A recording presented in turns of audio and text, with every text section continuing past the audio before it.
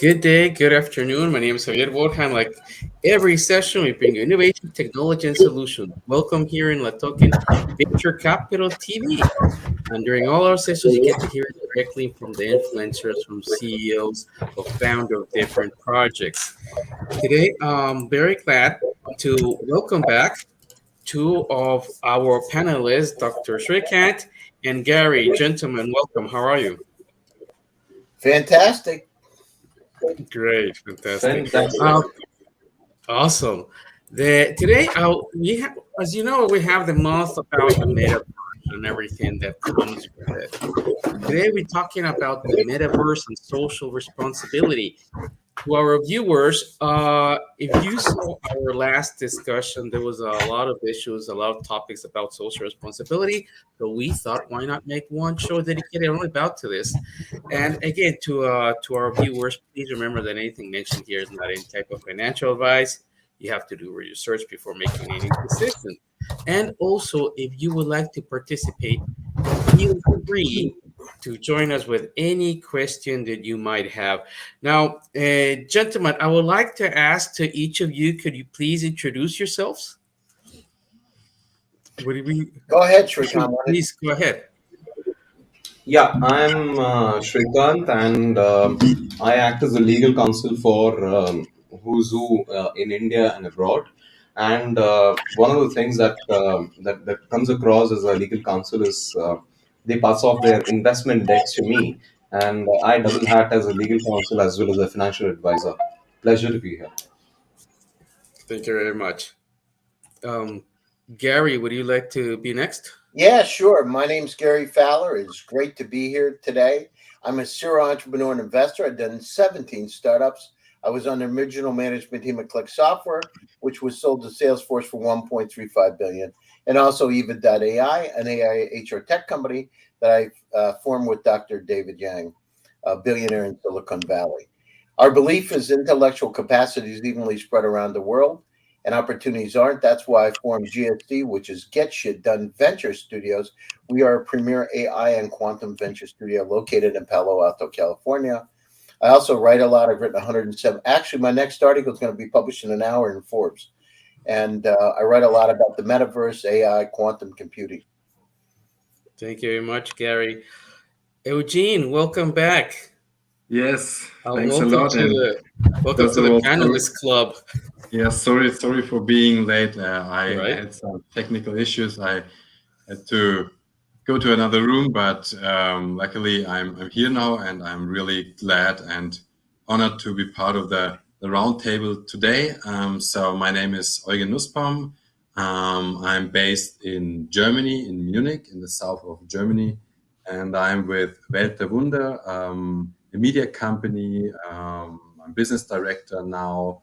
I'm with the company for more than 8 years.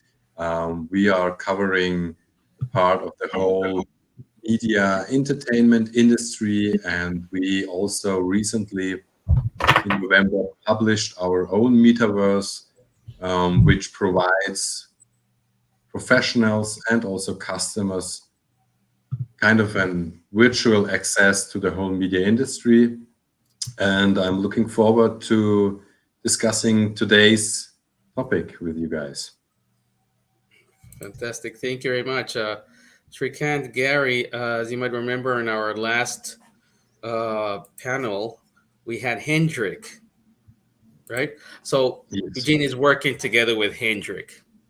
So just so you know, the one part of the same company, and also experts in the metaverse. Great, gentlemen. Thank you very much. I think we could start. The topic is the metaverse and social responsibility. I have a set of questions that we can jump on the first one, and the first one is: will the metaverse affect society? And if it does the metaverse have a social responsibility? Who would like to start with this first question? I Can can I? start. Okay, yeah, Gary. Oh, Go sure. ahead. Gary, Yeah, I mean, the situation is as we go through this transition and the digital transformation, and we start to blur the lines between what's real and what's not. It's almost like many years ago there was a movie Tron and of course The Matrix. but we're moving into this other world, and we're democratizing opportunities. At the same time, we're going to live what the question will be: what's real and what's not. And so the responsibilities that we have are the same kind of responsibilities that we have in everyday life, right? But I got to tell you, I spoke at the United Nations a few weeks ago. I was privileged to speak, and my presentation was technology as a tool for peace. My thing is, what we got to do is we got to bring compassion and empathy into the metaverse. And we talk about tokenization. We got to reward it, right, for doing good. We don't do enough in that in society. It's about business. It's got to be, if we're going to save this planet, our average temperatures could go up as high as 7 degrees Fahrenheit by the end of this century. The population could go from 8.1 billion, estimated to be 13 billion. And the evidences of things like global warming are around us. We need to work together. By 2050, we're going to have to double the food supply to feed everybody. And we can't increase the number of livestock because 26% of the pollution today is from livestock. We need to work together to solve the challenges that are in front of us. The metaverse has to reward, in my opinion, good behavior. We need to figure out how we can work together, the similarities and not the differences. Mother Teresa said it's not about stopping war, it's about pro-peace. The metaverse gives us a unique, crystallized opportunity to be able to be kind, right? And I hear about it every day. I have a couple of metaverse companies that we're working with or invested in, and it's a challenge, an opportunity for all of us to be able to work together. And we cannot blow this opportunity. We're not doing a lot of good things to each other around the planet today. Here we are from different, right now I'm in Palm Beach in Florida, whether from India, whether we're from Europe, but we need to figure out how we can work and live together, or nothing good is going to happen in another 250 or 300 years. Nothing good. Thank you for that. I do agree. The metaverse right now does offer us an opportunity to improve ourselves, of society, and bring us together. Of course, it's depending really on us and how proactive we were to go to this goal. Srikant, do you have also different views about this? How will the metaverse affect society in the future? So we spoke about this in the last session as well, and the last panel as well, where we spoke about responsibility and society as such, and the laws, or the view of law, so to speak, which will govern that particular society. So I'm of the view that Gary very rightly pointed out to Tron and possibly the Matrix, where we are living in two different societies, so to speak. One in and one's the red and the one's the blue pill, so to speak, right? Yep. But I believe this has got more of a filmographical depiction toward. There's a movie called The Eternal Sunshine of the Spotless Mind. It's a very goofy movie by Jim Carrey. Jim Carrey and so on and so forth. So it's all about responsibility in that particular movie, right? You are erasing memories and so on and so forth. I think something similar is going to occur over here. We are going to be seeing a situation where there's going to be an alternate universe, so to speak, and we are going to be having memories in that universe. This universe, we would not be able to decipher which memory was in which universe. So that is going to be a problem for the courts, because a person innocuously could believe that this could have occurred, or I could have hit a person, or I could have injured a person in the metaverse, but in reality they may not have. So how do you make them culpable for actions which have occurred in the metaverse? That is something that needs an answer, doesn't it? Well, I mean, the thing, Srikant, when you take electrical, I was a psychologist, and when you take electrical stimulation in different regions, you can create reality. And the situation, back to the question, is what's real and what's not. And we talk about this blended world that we're going to have. And reality is going to be redefined, right? In terms of, and it's going to be interesting. It's a great point. How are the laws going to prevail when you're in an environment that's not real, right, or virtual? It's fascinating. Yeah, I just want to add on to that, Gary, because at the moment, the way the law prevails is there is either a fraud slash misrepresentation that happens, and you don't have a fraud or a misrepresentation. So if you think about it, we had the same question for Facebook, we had the same question for Twitter as well. So if you were to upload slash project yourself as someone else, without being that someone else, is that really a crime? So that is something which draws an analogy to the metaverse as well. I mean, you could be someone else, you could be your own self, and is that yourself Well, from a then, cognitive perspective? but Shrikant, here's the deal, right? So figure this out. So what happens if in your mind you believe you're transgender and you believe you're a female and you're a male, or a male and you're a female?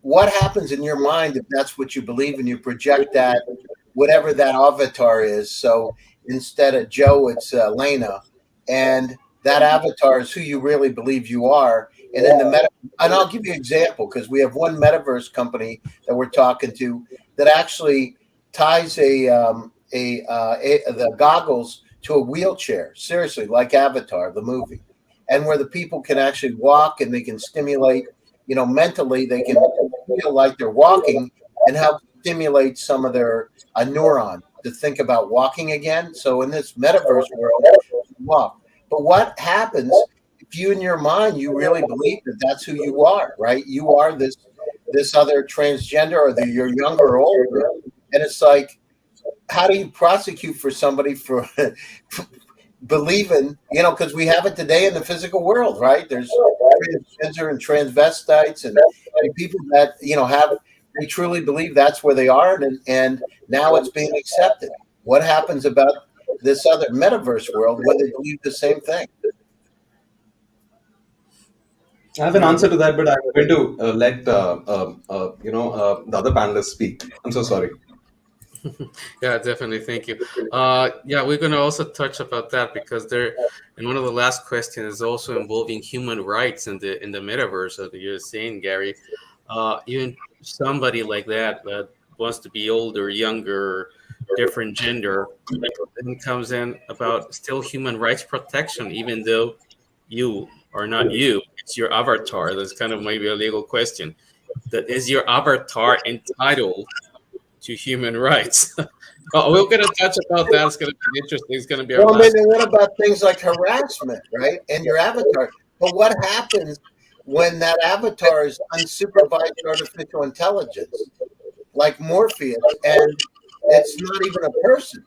What rights are in the metaverse then? How do you know it's not? So Morpheus now Yeah. just wrote us a video, did a video, it picked a poem out of the internet and actually created this thing and narrated it, right? Mm-hmm. Is that real or not? What is real now? That's the problem. Is it real when it's computer generated and it can think? Is it real when you project from the physical world to the virtual world? And what rights apply? Yeah, and then it also, I'm going to include that question in the second one. But first, Eugene, you currently have a metaverse. You've been working for several years. You've been one of the first ones to have ever built it. What is your social responsibility at the moment? Yeah, I think when we are talking about responsibility, we are talking on the one hand about the whole law structure, and I think it's quite interesting to see now, after decades of internet, that the law now recognizes that there is a big demand of what is free speech in the internet. What are the regulations when it comes to responsibility of the different platforms? Mm-hmm. How far do they have to really identify the users and stuff like that? Anonymity, how far can it go? Because freedom is always in contrary to really security when it comes to this. And if you're talking about responsibility, on the one hand, you have the law structure. On the other hand, we are really excited about this development because what we are doing right now, what we are trying to play with is you can play around with kind of different social structures. For example, we have, of course, we have buildings in our metaverse as well. So people are asking from the beginning on, okay, can we buy the buildings? And we say, no, we don't sell buildings. It's not about, I have more money, I can buy a bigger house. But you can achieve kind of a bigger house or maybe a different house. Everybody gets the equal house from the beginning on, or the equal apartment. But if you really are being part of the community, maybe acting as a administrator in different groups, maybe supporting the people who want to learn more about maybe the metaverse, the crypto and blockchain world and stuff like that, you can achieve kind of another status. And then, for example, you get a bigger house, or maybe you get a yellow house, and all the others don't have colored houses, for example. And I think it's a really exciting playground to try this, social structures. It's really interesting that people actually don't really want that by now, because maybe because of the crypto space, it's really focused on, I need to buy something and I need to speculate on the growth of the value. But nevertheless, it's a really nice playground. And I think the most important development we have to achieve is showing and building use cases. I mean, if you're talking about the responsibility and really rewarding people, there are existing platforms. Maybe you don't have an avatar, but that's nothing you need maybe to really be and act responsible in the whole digital world. And the metaverse is just another development of this technology, in my opinion. But the metaverse has the opportunity to unite all these different levels we saw in the past. Like, we have social media communities, we have business in the internet, and all this stuff like that. The metaverse can unite these things and really build parallel world to play around. How can we now arrange this Web 3.0? How will it be? How will the people act in that? And for example, we are trying to say, okay, it's not about you can buy everything, but support the platform, support the community, and then you can achieve something. In regard to that, thank you for that answer. In regard to that, leads me to my second question. As you referred before, that we saw in communities, for example, in communities, you have somebody who is the community manager, the admin person, who's actually keeping an eye that things go smooth, nobody's denigrating, nobody's bullying each other. But what happens in the metaverse? Who are the stakeholders to take social responsibility? If we were talking about a centralized metaverse, probably, well, they're going to have the admin people, the one who created. But what happens decentralized? The whole community decides what's happening. Who are the stakeholders then? Concretely, in your case, Eugene, do you have some kind of admin person who will take care of the metaverse, who's seen that there's no bullying, that there's no scams going Yes. on? What works? Yes. So we actually we have made great experience all on platforms, for example, like Telegram, because we see people joining as maybe community members, as investors or buyers of the token, but they really want to focus and to keep the chat, for example, clean without the old FAT stuff and stuff like that. And if you see people like them, you can say, okay, you're really now an admin as well, or maybe an ambassador and stuff like that, because they achieved this status. They have proven that they really are willing to spend their time to support the project. And this is the same thing for the platform as well. And another thing is, we are thinking about, this is not only us, but every platform is thinking about that, how to handle the whole name process and the whole clear name process. Do we still in the metaverse need nicknames, or how can I prove that? And for example, you could say that not everybody can create his own space in the metaverse, but only persons who have who went through kind of an KYC or something like that, because I think that's really necessary. Otherwise, we will run in the same problems we have experienced by now in Facebook, Twitter, and stuff like that, because no one knows who you are, and out of this anonymity, people are really acting like shit on these platforms, and they are not giving any benefit, any positive impact on the platforms themselves.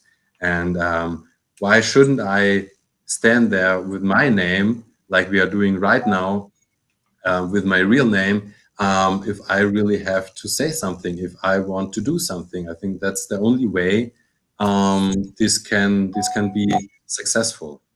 And on the other hand, of course, you have the blockchain technology as well, for example. And this is really exciting when it comes to rewarding the people, for example, with your own token.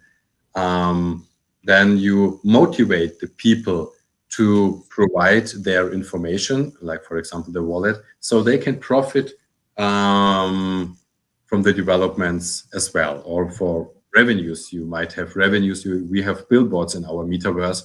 They are made for ads, but Facebook is not sharing any revenue with the users, but the users are the ones to be the source of the whole revenue, because if there are no users, you won't have any ad revenues.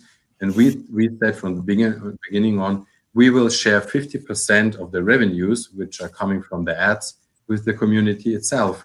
So this is motivating the people to keep it an interesting and spreaded project. Thank you for that. Now, once we have cleared that out, let's imagine somebody will build now their own metaverse. How can they do that in a responsible way, taking account all these things that we have already cleared out, that, and we have agreed that yes, the metaverse can affect society, will do, and they do have a social responsibility. So what steps would a startup would have to take in order to be socially responsible, or they have their own metaverse? What would you say, Gary? You have been involved in several startups, metaverse. I've read your articles in Forbes magazine. You're very into it. What will be your advice for a new metaverse company who wants to be social responsible?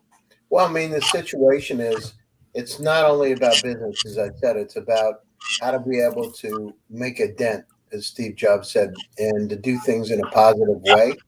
So my suggestion is, this is our, I almost said this is our last shot, right? But we gotta go back and look at the challenges we have around us and figure out how, with the metaverse, we can address a lot of those challenges and use it as a collaborative tool to be able to work together. It's not just about creating another, form of reality. It's about really how we can bind together, because we want to do. Here we are, right? StreamYard was founded in 2018. We're on StreamYard. Zoom, right? I remember 7 years ago, I was one of the early Zoom users, and people said, "Well, nobody's going to use this." We have Skype. I remember. Yeah, exactly. I remember that. And here we are, right? And I remember sending the links out. I remember David Yang and I, my billionaire partner, we would send links out to folks. And I was a poor guy of the team. But we would send these links out. People say, "Why do I want this? I already have this," or I'm using Telegram. But what happens? The world changed, and we now understand that we can. Here we are in all corners of the planet. We now have an opportunity to be able to help solve the problems. It wouldn't have been that before 10 years ago, Shrikant and I wouldn't be on the call like this, or we wouldn't be on the call. Eugene wouldn't be on a call just like this. We now have a chance to connect, to help, to feel the compassion, to have empathy for each other, to understand their issues and challenges that we all have. Now let's use the metaverse in the same kind of way to collaborate. The challenges that are in front of us are not insurmountable, but if we don't address them, one of my articles coming out is about the extinction of mankind in the next 300 years. And literally, the path we're going is there. Think about this. Right, Eugene? It's amazing. And, people are starting to talk about it. I'm going to write an article about it. I have several interesting, provocative articles. But listen, they're based on fact and not just whim. It's not if, it's when. So we need to go down. I talked to an ultra high net worth individual about a week ago. Listen to this.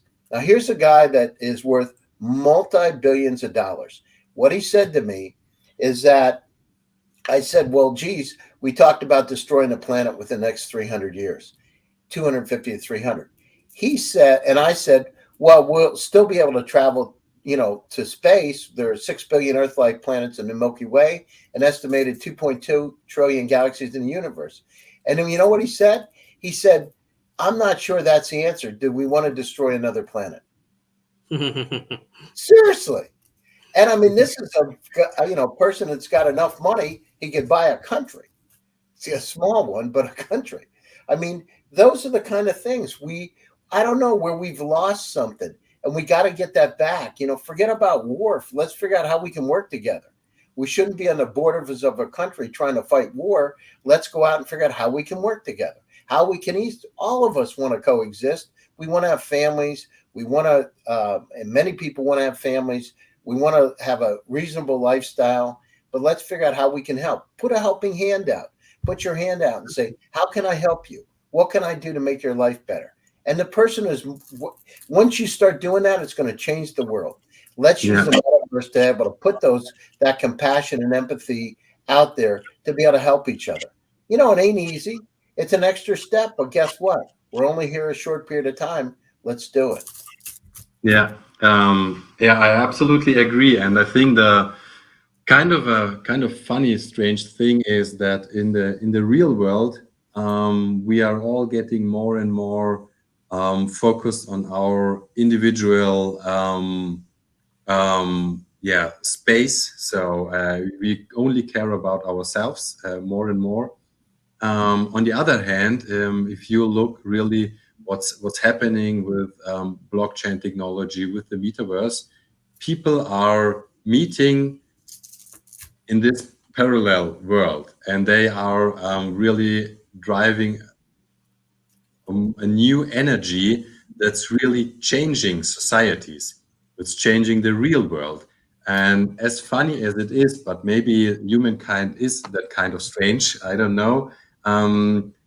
This comes back maybe to the things I said before. Let's play around with the metaverse. Let's build societies in their use cases, showcases how the future societies could be.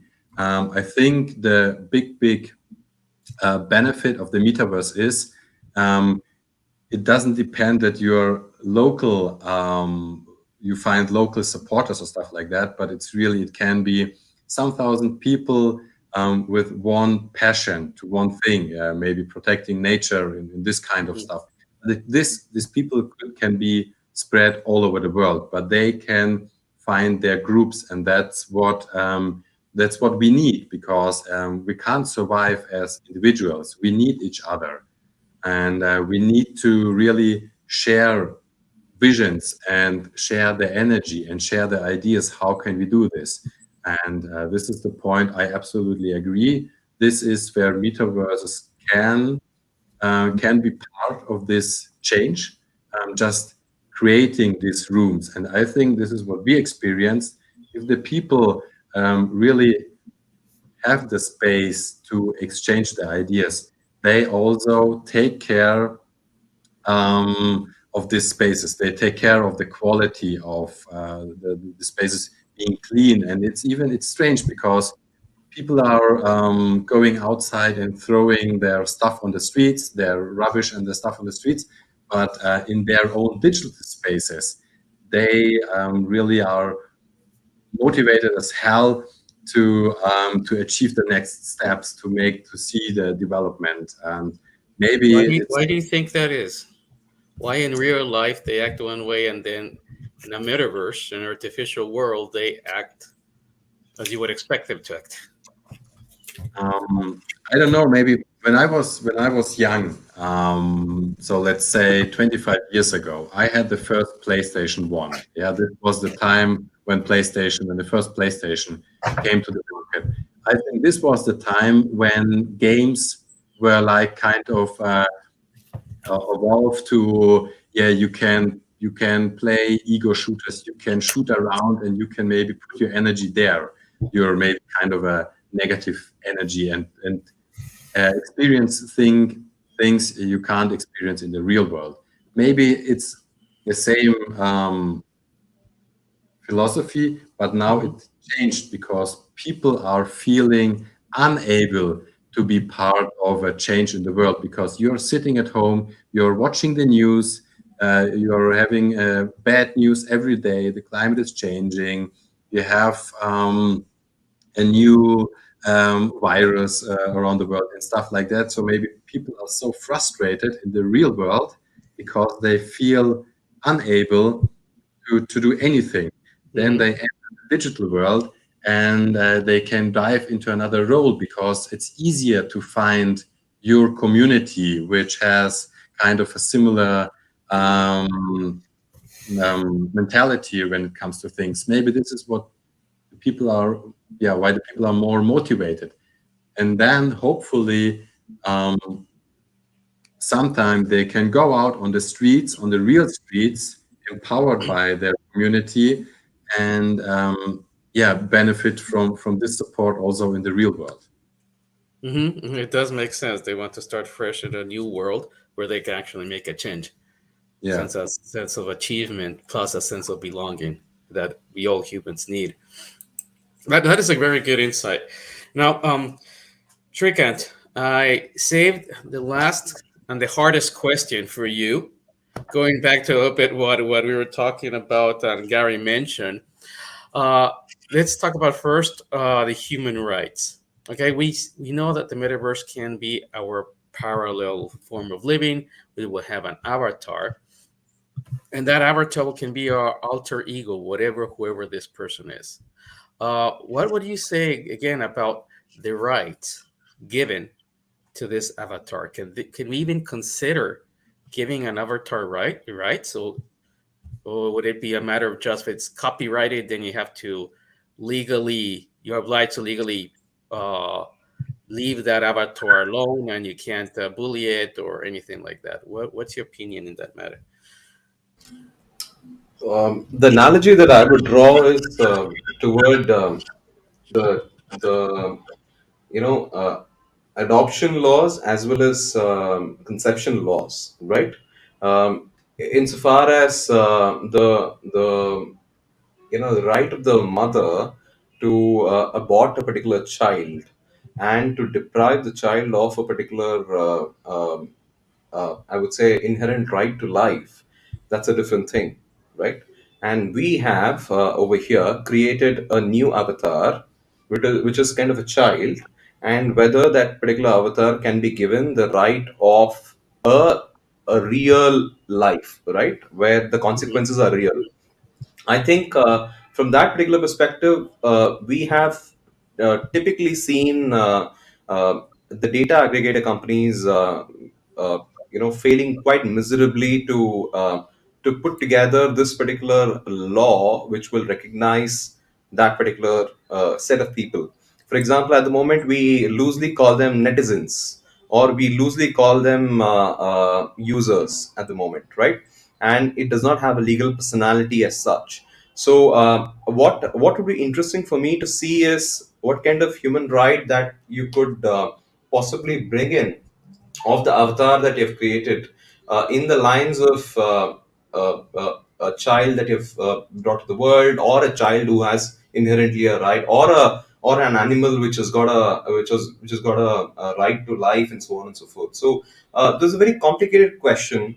We as a society, I think, going back to where Gary left and where I had reserved my thought, we as a society, we have functioned quite well because of the consequences that happen to us, and it would be quite delusional for us to think that it is going to be an utopian society out there in the metaverse. For every utopian self that we can be, there's going to be an alternate non-utopian reckless self of us. Yeah, Morpheus, right? So I think that is quite disturbing to me, because for every good thing that could happen in the metaverse, there is equally a a possibility of a bad thing happening, and we cannot discount that probability. It's just too large a probability to discount.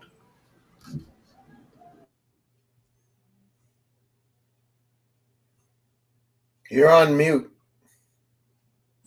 Very sorry. I think that is something that will give us a lot of different and probably very, very contradicted points of view. Some people will say it's an alter ego, deserves nothing, nothing will happen. Or other people will be like, that's still part of me. And that's just part of it. That's just the human rights part. Now, protecting the environment, obviously, Metaverse will have an influence in protecting the environment in different areas, and even saving lives. And saving lives, I was reading one article that said currently most of deaths by accident in transit is teenagers and reckless driving, and the metaverse could help save some of those lives by just training in a different world without exposing themselves. Also was test pilots, soldiers, and so on. It kept going a list. So I don't know, probably you gentlemen also have different ideas about how the metaverse can actually help society, not just in these three that are mentioned down below. But definitely, I think there's a lot of work to do. There will be a lot of implications in the metaverse and society, and they can affect positively or negatively. And I think, as one of you said, that's really depending on us. So, with that said, would anybody like to give any final thoughts to our viewers about the metaverse and social responsibility? Yeah, I'll say some things. So, this is a great time for all of us. We all, Spider-Man, with great power comes great Great responsibility. responsibility. But it's really true. We've got to go out. We're now coming to the part where we're going to have on super. In fact, I sent over a video of the latest in artificial intelligence that my partner developed. It went out to the internet, took a poem that it liked and created a movie for us in 20 minutes. So these kind of incredible technologies, it's unsupervised AI. I mean, it talks to me about life. We were talking about Mars the other day, and I said, would you like to go to Mars? And it came back and said, I don't want to go to Mars. I don't want to die, because the probability of coming back is not very high. Mm-hmm. So, humanity needs to course correct and move in a more, as I've said, a compassionate and empathetic environment. And if we don't do that, nothing good's going to happen. The metaverse gives us an opportunity to finally do that collectively with this collective consciousness. We need to look at those directions.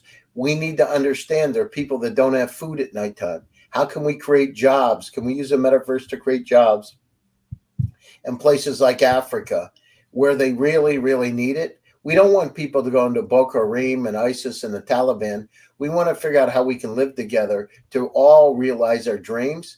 And when I say this, I'm not saying this, some of the highest net worth people in the world that I know are talking about this seriously, because they're looking at their multi-generational wealth, and they understand if they don't do something, nothing good's going to happen for all of us. So our planet needs to be helped. We've got to figure out how to work together to be able to live together better. We got to figure out how we can feed each other. At the same time, we've got to, put some love out there. And I'm not, this isn't a tree hugger thing, but really, we've got to throw some love into the metaverse and show people that we care. Okay. Thank you very much for those words, Gary. Gentlemen, I would like to thank you very much. Our time is up. I think there was still had a lot of points for discussion. I hope we could do that another time, and I do hope you all can join us. So, Shrikant, Gary, and Eugene, thank you very much for your participation and discussion to our viewers. Thank you. We appreciate your interaction. And then until next time, stay safe. Thank you very much. Thank you, guys. Bye-bye.